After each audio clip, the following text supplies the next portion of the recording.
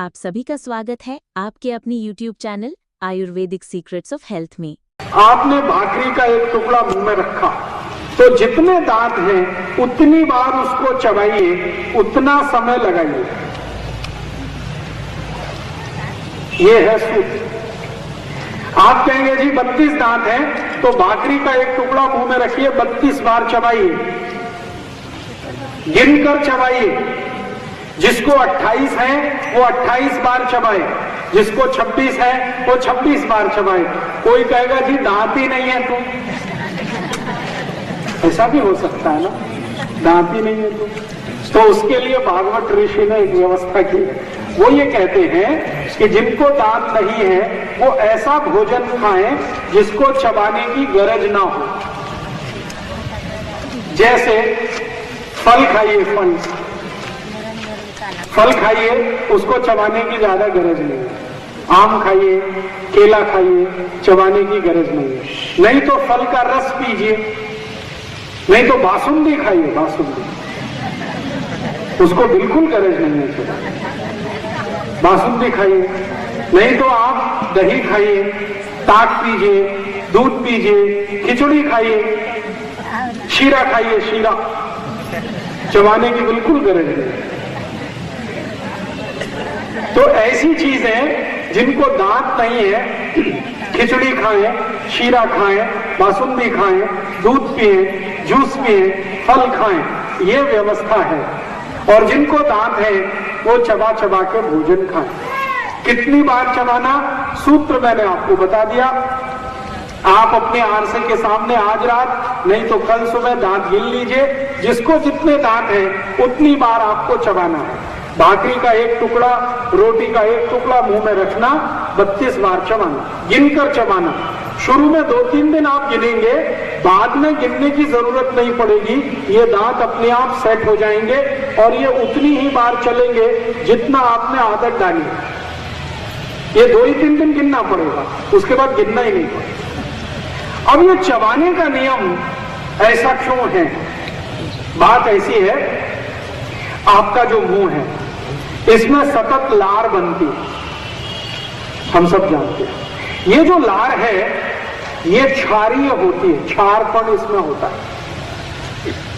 अंग्रेजी में कहूं तो ये बेसिक है, क्षारपण इसमें है। क्षारपण आप समझते हैं, एक अम्लपण होता है और एक क्षारपण होता है। ये मुंह की जो लार है ये क्षारीय है, क्षारपण है इसमें। और पेट में जो आग बनती है ना वो अम्लीय होती है। पेट में जो है वो अम्ल है। अगर ज्यादा केमिस्ट्री की बात करूं तो हाइड्रोक्लोरिक एसिड। तो पेट में अम्ल है और मुंह में लार जो है ना ये क्षार है। क्षार और अम्ल जब मिलते हैं तो न्यूट्रल हो जाते हैं और उसी को लवण कहते हैं। शरीर आपका हमेशा न्यूट्रल रहे तो बहुत लंबी आयु होती है। शरीर क्षारपण भी नहीं चाहिए, अम्लीय भी नहीं चाहिए, न्यूट्रल चाहिए, बीच का चाहिए। अब शरीर आपका न्यूट्रल रहे इसके लिए मुंह की जो क्षार लार है क्षारी, वो पेट के अम्ल से मिलती रहे तो आपका सब कुछ न्यूट्रल रहेगा। तो इसलिए आयुर्वेद ये कहता है कि जास्ती से जास्ती लार क्षार के रूप में है वो अंदर जानी चाहिए। और ये जास्ती से जास्ती अंदर तभी जाएगी जब आप उसको चबा चबा के खाएं। इसलिए आयुर्वेद ने कहा है कि भोजन को चबा चबा के खाइए, धीरे धीरे चबा चबा के खाइए, ताकि जास्ती से जास्ती लार भोजन के साथ मिले, पेट में अंदर जाए। पेट का अम्ल और मुंह की लार का क्षार दोनों मिलकर न्यूट्रल बने तो शरीर आपका जीवन भर निरोगी रहे। जिनके शरीर में न्यूट्रलिटी रहती है उसको दूसरी भाषा में मैं कहूं वात पित्त कफ तीनों का संतुलन रहता है। न्यूट्रल होने का माने वात पित्त कफ तीनों का संतुलन होना। और आयुर्वेद ये कहता है कि शरीर में वात पित्त कफ का असंतुलन होना ही रोग का कारण है। तो वात पित्त कफ तीनों का संतुलन होना ही निरोगी होने का आधार है। तो वात पित्त कफ तीनों आपका निरोगी, माने वात पित्त कफ तीनों संतुलित रहे, आप जीवन भर निरोगी रहे, इसके लिए ये सूत्र है कि भोजन को धीरे धीरे चबा चबा के खाइए। अंक संख्या मैंने जो बताई है, आरसे के सामने खड़े होकर दांत गिनिए, 3-4 दिन दांत की संख्या के हिसाब से चबाना करिए, आदत पड़ जाएगी, उसके बाद अपने आप जिंदगी भर ये चलता रहेगा, पानी पीने की जरूरत नहीं पड़ेगी। अब आप आखिरी कोई इस विषय में प्रश्न कर सकते हैं, वो ये कि क्या कभी भी पानी नहीं पिए? हाँ, आयुर्वेद तो यही कहता है कि आप कभी भी पानी ना पिए तो अच्छा है, लेकिन कोई विशेष परिस्थिति आपके साथ है। विशेष परिस्थिति क्या हो सकती है? मान लो आपको कोई ऐसा रोग हुआ है गले में कि आसानी से खाना उतरता ही नहीं है, पानी पीना ही पड़ता है तभी खाना उतरता है, ऐसी कोई स्थिति हो सकती है। या कोई और विपरीत परिस्थिति बन गई हो शरीर में, तो ऐसी स्थिति में आयुर्वेद ये कहता है कि जब कोई मर्यादा आपके साथ लगी हुई है और आप बिना किसी कारण कर नहीं सकते उसको तोड़ने का साहस, तो ठीक है, फिर आप थोड़ा पानी पी सकते हैं, लेकिन वो पानी भी कौन सा? गरम किया हुआ पानी थोड़ा पी सकते हैं, लेकिन सबके लिए नहीं है। कोई विशेष परिस्थिति किसी व्यक्ति के साथ है, उसके लिए है ये। तो बात समझ में आ गई। एक सूत्र मैंने आपको बता दिया, एक सूत्र जो भागवत ऋषि ने लिखा, चरक ने भी वही लिखा, आत्रेय ने भी उसको कहा है, काश्यप ने भी उसको कहा है, सारे आयुर्वेद के महान ऋषि इस एक सूत्र पर सहमत हैं, भोजनांते विषमवारी, भोजन के अंत में पानी पीना जहर पीने के बराबर है। अर्थात भोजन के अंत में कभी भी पानी ना पिए, पानी के स्थान पर ताक पिए, दूध पिए, फल का रस पिए, पानी कभी भी ना पिए। पानी पीने का समय उन्होंने निर्धारित किया है, भोजन के कम से कम 1.5 तास के बाद पानी पिए। आप कर सकते हैं इस सूत्र का पालन? कर सकते हैं? कौन कौन कर सकते हैं? जरा हाथ तो उठा दीजिए। ओ, इधर से बहुत कम हाथ उठे।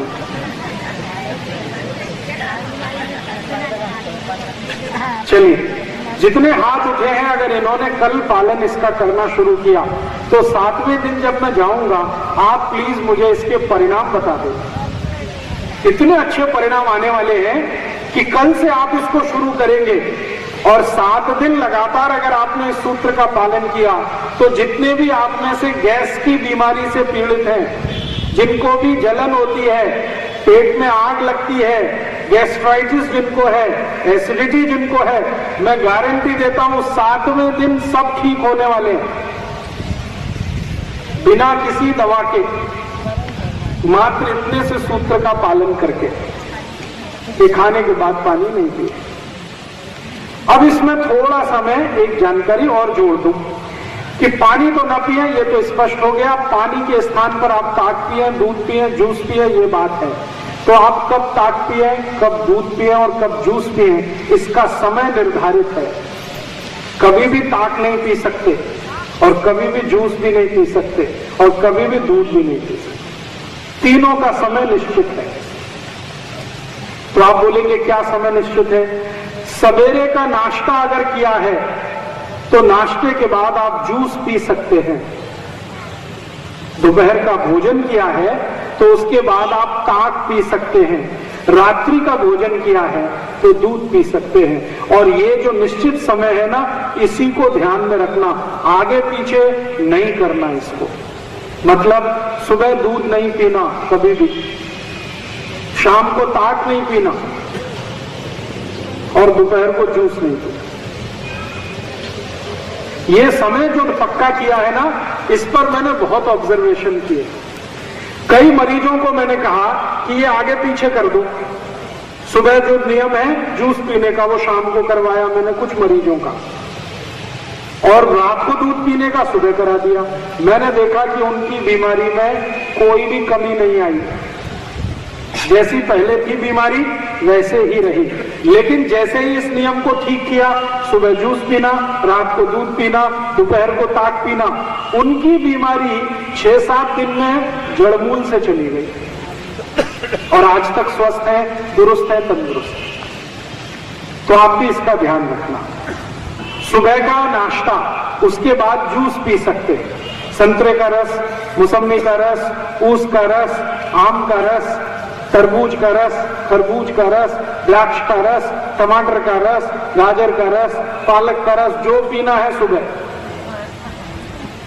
और दोपहर का जो खाना खाया है उसके बाद ताक, और रात्रि को जो पिया है, खाना खाया है, उसके बाद दूध। इसको एक और समय के बाद, माने कल मैं बहुत विस्तार से बात करूंगा कि दूध और ताक और जूस, इनका समय क्यों निश्चित है। हमारे शरीर में 3 दोषों का हमेशा प्रभाव रहता है, वात का, पित्त का, कफ का। वात का प्रभाव जो होता है वो सुबह होता है सबसे ज्यादा।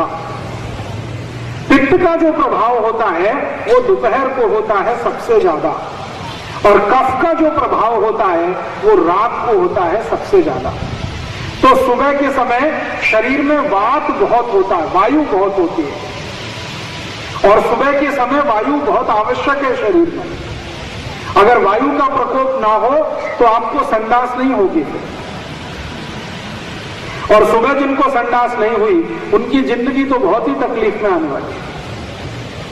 तो वायु का प्रकोप होने से ही मल और मूत्र दोनों शरीर के बाहर निकलते हैं। वायु है, उसके वेग से ही ये बाहर निकलते हैं। अगर सुबह वायु का प्रकोप ना हो तो ये मल और मूत्र निकलेंगे ही नहीं, और ये नहीं निकले तो शरीर में जहर ही जहर हो जाए। इसलिए प्रकृति ने बहुत सुंदर व्यवस्था की है। सुबह शरीर में वायु का प्रकोप है, तो वायु के प्रकोप को संतुलित रखे ऐसी चीज पीना सुबह सबसे अच्छा होता है। तो आप जानते हैं वायु को कौन संतुलित रख सकता है। एक उदाहरण से समझाता हूं। मान लीजिए 40 गांव में बहुत तेज आंधी चलती है, अंधड़ चलता है, और अचानक से बारिश हो जाए, तो शांति आएगी कि नहीं। वायु को शांत करने की ताकत पानी में है। तो सुबह चूंकि शरीर को वायु का प्रकोप बहुत है, तो उस समय आप जूस पिएंगे, जूस में सबसे ज्यादा पानी है, तो वायु शांत रहेगी। इसलिए सुबह का समय जूस पीने का है। और दोपहर का समय क्या होता है, पित्त की प्रकृति होती है शरीर को दोपहर को, क्योंकि सूर्य बहुत तेज होता है दोपहर को। सूर्य का पित्त के साथ सीधा संबंध है, सूर्य का अग्नि के साथ सीधा संबंध है। सूर्य जितना तीव्र होगा, पेट की अग्नि भी उतनी तीव्र होगी, और अग्नि जितनी तीव्र होगी, पित्त उतना ही तीव्र होगा। तो इसलिए दोपहर को पित्त को शांत करे ऐसी कोई चीज पीना बहुत आवश्यक है। तो पित्त को शांत करने की ताकत 2 वस्तुओं में सबसे ज्यादा होती है, एक तो गाय के घी में और दूसरा दही की ताक में। इसलिए आयुर्वेद ने कहा है कि दोपहर को भोजन के बाद आप ताक पिए। और रात का समय है, वो शरीर में कफ बहुत होता है, तो कफ को नियंत्रित करने की जो ताकत है वो गाय के दूध में है, म्हशी के दूध में उतनी नहीं है। म्हशी का दूध कफ बढ़ाता है, गाय का दूध कफ को शांत करता है। तो रात को हमेशा दूध पीने की बात कही है। तो सुबह जूस पीना, दोपहर को ताक पीना, रात को दूध पीना। दूध जब भी मैं कहूंगा तो हमेशा ध्यान रखना गाय का दूध। आयुर्वेद के किसी भी शास्त्र में म्हशी के दूध की व्यवस्था नहीं है, क्योंकि जिन लोगों ने आयुर्वेद के शास्त्र लिखे हैं किसी ने भी म्हशी पालन नहीं किया। चरक के पास गाय थी, सुश्रुत ने गाय पाली, भागवत के पास गाय थी, काश्यप ऋषि के पास गाय थी, गौतम ऋषि के पास गाय थी, सबने गौ पालन किया है। म्हशी पालन सिर्फ यमराज ने किया है, और यमराज ने कोई शास्त्र नहीं लिखा है, वो तो मृत्यु के देवता है। इसलिए जहां भी दूध की बात आएगी आप ध्यान देना, वो गाय का ही दूध है। तो रात को पीना है वो गाय का दूध पीना है, मशी का नहीं पी लेना, नहीं तो मशी जैसे ही होने वाले हैं। हाँ, मशी कैसी है आप देख लो, फिर दूध पियो उसका। सड़क में मशी खड़ी है, सामने से ट्रक आएगा, पीछे से बस आएगी, दोनों हॉर्न बजाएंगे, मशी हटेगी नहीं, वहीं खड़ी रहेगी। बस हटेगी, ट्रक हटेगा, मशी नहीं हटेगी, वहीं खड़ी रहेगी। क्यों? उसको अक्ल नहीं है, बुद्धि नहीं है, क्योंकि मशी का दूध वैसा है, बिना अक्ल बिना बुद्धि का। और आप ध्यान दे दो, कहीं कीचड़ है, गंदगी है, मशी उसी में घुस जाएगी और घुस के आराम से बैठ जाएगी। फिर डंडे मारोगे तो भी नहीं निकलेगी, कीचड़ में ही घुस जाएगी। मशी को कभी भी आप देखो, वो अपने बच्चे को नहीं पहचानते। मैंने एक बार एक परीक्षण किया, 10 मशी खड़ी थी, एक बेटा था मशी का बच्चा, वो 10 को घूमता ही रहा, अपनी आई को नहीं पहचान पाया और उसकी आई भी उसको नहीं पहचान पाई। फिर क्या हुआ, दूर एक 11वीं मशी पर खड़ी थी, वो उसके पास चला गया और वो मशी भी उसको ले गई अपने साथ। वो दोनों आई और बच्चे नहीं थे, लेकिन वो ले गई उसको अपने साथ। ऐसी मूर्ख है मशी। और मशी जो घर से निकल गई तो अपने से नहीं आती, पकड़ के लाना था, क्योंकि उसको समझता ही नहीं है, कुछ भी नहीं समझता उसको। आईक्यू उसका बहुत लो है, तो पियो दूध उसका, ऐसे ही होने वाले हैं। मशी का बच्चा जन्म लेता है ना, तो जमीन पे गिर जाता है, 4-6 दिन तो ऐसे ही पड़ा रहता है, हिलता भी नहीं है, इतना आलसू होता है।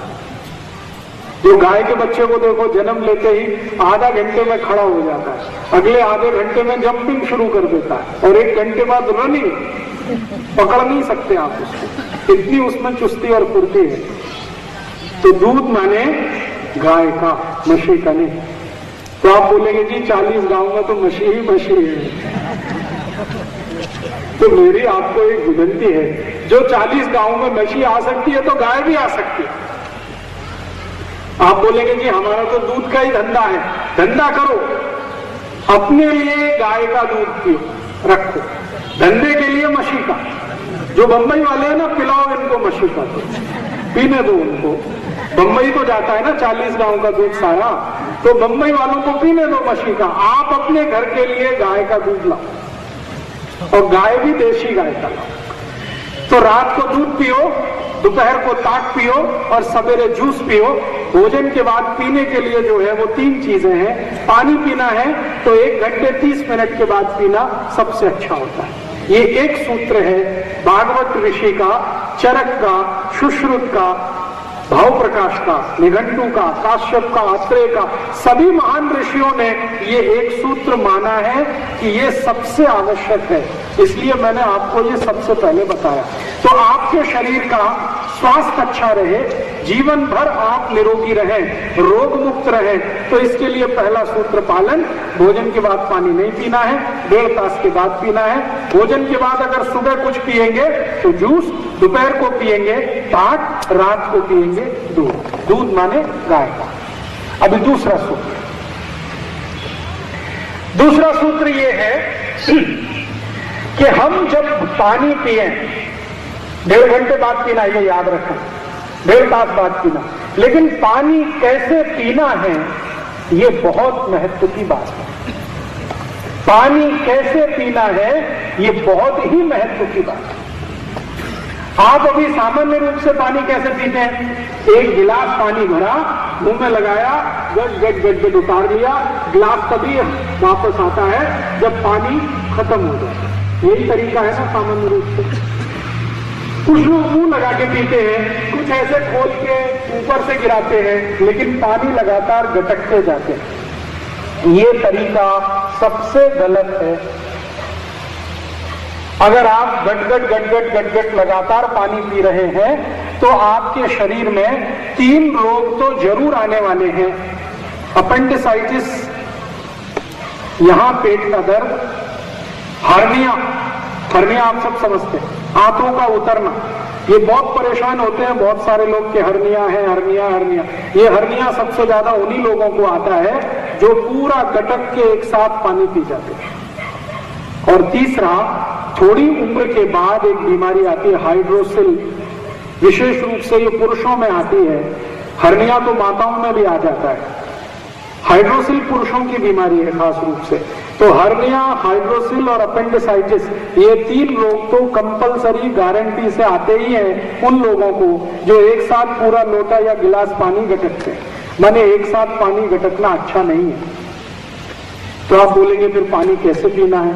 पानी पीने का नियम है आयुर्वेद में, उस तरह से पानी पीना है जैसे आप चाय पीते हैं, जैसे आप कॉफी पीते हैं और जैसे आप गर्म दूध पीते हैं। चाय कैसे पीते हैं? सिप करके, एक सिप लिया, फिर थोड़ी देर बाद दूसरा सिप लिया, फिर थोड़ी देर बाद तीसरा सिप लिया, इस तरह से सिप सिप करके चाय पीते हैं। ऐसे ही आप कॉफी पीते हैं और ऐसे ही आप गर्म दूध पीते हैं। तो जैसे गर्म दूध पीते हैं, जैसे चाय पीते हैं, जैसे कॉफी पीते हैं, पानी ऐसे ही पीना है। एक सिप पानी का पीजिए, फिर थोड़ी देर के बाद एक सिप पीजिए, फिर थोड़ी देर के बाद एक सिप पीजिए, फिर थोड़ी देर के बाद एक सिप पीजिए। आप कहेंगे क्या पानी पीने में बहुत समय जाएगा? जाने दीजिए, इस समय को मत बचाइए, नहीं तो यही बचाया हुआ समय हॉस्पिटल में जाएगा और पैसे लेके जाएगा।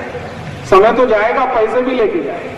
हो सकता है 15 दिन हॉस्पिटल में एडमिट रहना पड़े या 1 महीने रहना पड़े, तो पैसे भी जाएंगे, समय भी जाएगा। तो अभी समय क्यों बचाने के चक्कर में है? सिप सिप करके पानी पीजिए, आराम से पानी पीजिए। आपने कभी छोटे बच्चों को देखा पानी पीते हुए? वो तो बहुत ही अच्छे तरीके से पानी पीते हैं। कभी छोटे बच्चों को आप देखिए तो आपको ऐसा लगेगा वो मस्ती कर रहे हैं, लेकिन वो मस्ती नहीं कर रहे हैं, वो बहुत वैज्ञानिक हैं। वो क्या करते हैं? पानी लेते हैं, मुंह में भर लेते हैं, ऐसे करते हैं ना बच्चे। फिर मुंह में, कई बच्चों को मैंने देखा ऐसे करते हैं। ये सबसे अच्छा तरीका है पानी पीने, तरीका तो यही सबसे अच्छा है। पानी लीजिए, थोड़ी देर मुंह में उसको घुमाइए, इधर घुमाइए, इधर घुमाइए। क्यों घुमाना है? मुंह में लार जो है ना वो पानी के साथ मिले और शरीर में अंदर जाए। ध्यान हमेशा ये रखना है कि लार क्षारीय है, पेट में जो है वो अम्ल है। अम्ल और क्षार मिलते रहे तो शरीर न्यूट्रल रहे। तो पानी के साथ जितनी जास्ती लार जाएगी उतना ही अम्ल के साथ उसका मिलन अच्छा होगा, शरीर में न्यूट्रलिटी आएगी। इसलिए पानी पीने का एक बार मुंह में भरिए, थोड़ी देर उसको घुमाइए, लार उसमें मिले, तब नीचे उतारिए। ये सबसे अच्छा तरीका है। तो पानी भोजन के 1.5 तास बाद पीना पहला नियम, और पानी पीना है तो हमेशा सिप सिप करके पीना है, घूट घूट करके पीना है, एक साथ पूरा गट गट गट गट नहीं उतारना। आप अगर ध्यान देंगे, जो जानवर जितना धीरे पानी पीते हैं वो उतने ही ज्यादा चुस्त और दुरुस्त होते हैं। आपने देखा कई जानवर हैं जो जीभ से चाट कर पानी पीते हैं, जीभ से चाट चाट कर पानी पीते हैं। शेर, बब्बर शेर, लंगड़बग्गा, कुत्ता, भेड़िया, ये सब जीभ से चाट कर पानी पीते हैं और इनकी चुस्ती और फुर्ती इतनी तीव्र है कि चीता, आप जानते हैं ना, राजधानी की स्पीड से दौड़ सकता है। राजधानी 140 किलोमीटर घंटे की रफ्तार से दौड़ती है, चीते की भी मिनिमम स्पीड 140 किलोमीटर घंटा है।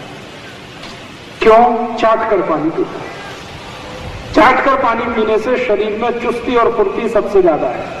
लेकिन आप बोलेंगे हम तो नहीं पी सकते, तो चाट कर नहीं पी सकते, लेकिन थोड़ा थोड़ा तो पी सकते हैं, सिप सिप करके ऐसे पानी पीजिए।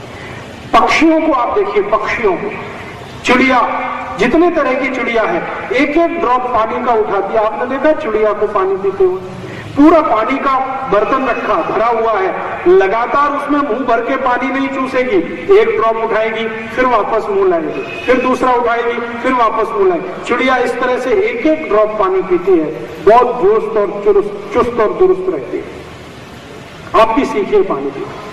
पानी हमेशा थोड़ा थोड़ा घूट घूट करके, बच्चों से सीख लीजिए, इसमें कुछ बुराई नहीं है। मुंह में पानी थोड़ी देर भरिए, इधर उधर घुमाइए, फिर उतारिए, फिर भरिए, फिर घुमाइए, फिर उतारिए। बहुत अच्छी एक्सरसाइज है। इसके 3 फायदे तो मैं तत्काल बता देता हूं। अगर आप सिप करके पानी पी रहे हैं तो मैं आपको जो चाहे उतने रुपए के स्टाम्प पेपर पे एक सेंटेंस लिख के देता हूं। 1000 रुपए का स्टाम्प पेपर हो या 10,000 का या 1 लाख का, अगर जो भी जिंदगी में सिप करके पानी पिएगा, मेरी गारंटी है, मेरी नहीं आयुर्वेद की गारंटी है कि जिंदगी में कभी भी उसको मोटापा नहीं आ सकता, ओबेसिटी, कभी भी वजन नहीं बढ़ेगा। जितना होना चाहिए जिंदगी भर उतना ही वजन रहेगा अगर पानी सिप करके पी रहे हैं तो।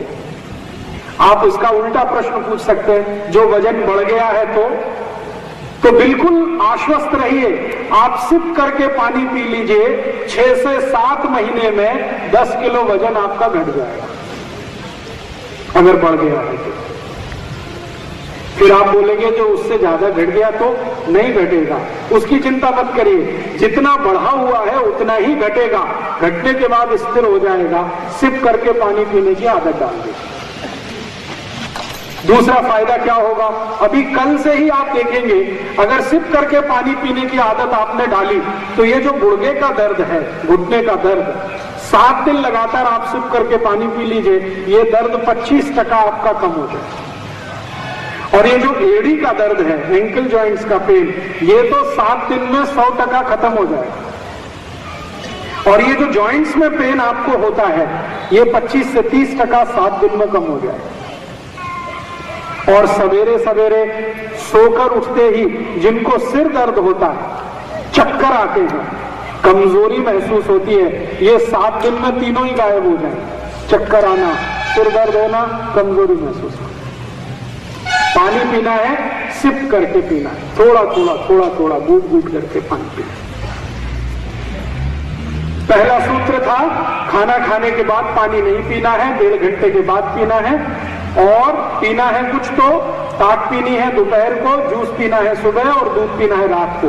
दूसरा सूत्र है वो ये कि पानी हमेशा पीना है तो घूट घूट थोड़ा थोड़ा थोड़ा थोड़ा पीना है। तीसरा सूत्र है वो बहुत महत्वपूर्ण है, वो ये है कि आपको कभी भी जिंदगी में ठंडा पानी नहीं पीना। ठंडा पानी कभी नहीं पीना। ठंडा पानी से मतलब क्या है? ठंडे पानी से मतलब है रेफ्रिजरेटर में रखा हुआ पानी। ठंडे पानी से मतलब है बर्फ डाला हुआ पानी। ये कभी भी नहीं पीना है। क्यों? आप ही मुझे बताओ, अगर आपका शरीर ठंडा हो जाए तो अच्छा है? नहीं तो क्यों चाहते हैं आप ठंडा पानी पीना? अगर शरीर ठंडा नहीं हो तो अच्छा है, और हो जाए ठंडा तो आप मर जाएंगे। तो क्यों ठंडा पानी पीना चाहते हैं? शरीर के अनुकूल नहीं है। तकलीफ क्या आती है वो समझ लीजिए। आप जैसे ही ठंडा पानी पीते हैं, शरीर ठंडा ना हो जाए इसके लिए पोट में वो पानी गर्म करना पड़ता है। आप कितना भी ठंडा पानी पिएंगे, पोट उसको गर्म करेगा, और पानी को गर्म करने के लिए ऊर्जा लगती है, और वो ऊर्जा है आपका रक्त। तो ज्यादा ठंडा पानी पिएंगे तो पोट उस पानी को गर्म करने के लिए पूरे शरीर से रक्त को खींचेगा, तो शरीर का सारा रक्त पोट में आएगा, तो शरीर के बाकी अंगों और उपांगों को रक्त की कमी आ जाएगी उतनी देर के लिए जब तक वो पानी गर्म नहीं होता। और अगर शरीर के अंगों को बार बार ये रक्त की कमी आती रही तो ये अंग खराब हो जाएंगे, और आपको कभी भी हार्ट अटैक आ सकता है, किडनी फेल हो सकती है, लीवर डैमेज हो सकता है, आपके किसी भी शरीर के अंग का कबाड़ा निकल सकता है। इसलिए ठंडा पानी कभी नहीं पीना। और ठंडे पानी का एक दुष्परिणाम है, वो मैंने खुद देखा है मेरी आंखों से। जो लोग बहुत ठंडा पानी पीते हैं उनकी अंतड़ियों में संकुचन बहुत आ जाता है, इंटेस्टाइन संकुचित हो जाए, और इंटेस्टाइन अगर संकुचित हो तो फिर पेट साफ नहीं हो सकता, संडास साफ नहीं आएगी, और जिनको संडास नहीं आएगी उनको कॉन्स्टिपेशन होगा, और कॉन्स्टिपेशन मदर डिसीज है। सभी बीमारियों की आई है कॉन्स्टिपेशन। अगर एक कॉन्स्टिपेशन आ गया, कोष्ठबद्धता, कब्जियत, तो सैकड़ों बीमारियां अपने आप चल के आएगी। आप में से कोई विदेश प्रवास अगर किया हो तो मेरी बात तुरंत समझ जाएगी। अमेरिका में और यूरोप में बहुत ठंडा पानी देते हैं, चिल्ड वाटर। पानी को फ्रिज में रखते हैं, ऊपर से बर्फ डाल के फिर पीते हैं।